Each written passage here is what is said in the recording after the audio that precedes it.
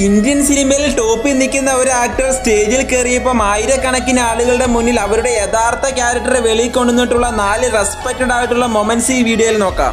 കഷ്ടപ്പെട്ട് ജീവിക്കുന്ന ഒരു പെൺകുട്ടി അവളുടെ അനുഭവങ്ങൾ സ്റ്റേജിൽ വെച്ച് പറയുകയും അത് കേട്ട സൂര്യ ആ സ്റ്റേജിൽ ഇരുന്ന് കരയുകയും ചെയ്തു. ലാസ്റ്റ് അദ്ദേഹം എന്താണ് ചെയ്തതെന്ന് നോക്ക്.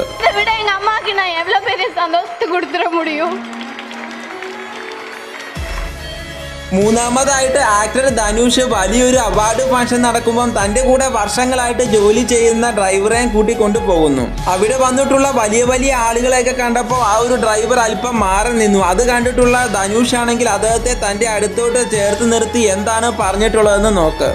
இவர் எங்கள் அப்பாவுக்கு வண்டி ஓட்டிகிட்டு இருந்தார். இப்போ எனக்கும் ஓட்டுறாரு. ஆனால் இவர் எனக்கு ஃப்ரெண்டு தான், பயங்கர ஃப்ரெண்டு. രണ്ടാമതായിട്ട് വലിയൊരു സ്റ്റേജ് ഷോ നടക്കുമ്പം എല്ലാ പെൺകുട്ടികളും SRKയുടെ അടുത്ത് വന്ന് കൈ കൊടുത്ത് കെട്ടിപ്പിടിച്ചുകൊണ്ടിരിക്കുകയായിരുന്നു.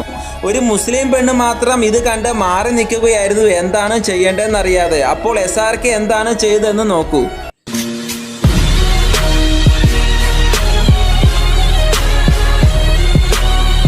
ഒന്നാമതായിട്ട് വലിയൊരു ഓഡിയോ ലോഞ്ച് ഫംഗ്ഷനിൽ സംസാരിച്ച് കഴിഞ്ഞ ശേഷം മൈക്ക് പുറകോട്ട് മാറ്റി വെക്കേണ്ട ഒരു സിറ്റുവേഷൻ വരും. അപ്പോൾ ആ ഒരു മൈക്ക് മാറ്റി വെക്കാനായിട്ട് ആങ്കർ മുന്നിലേക്ക് വരുമ്പം ദളപതി വിജയ് എന്താണ് ചെയ്തതെന്ന് നോക്കൂ.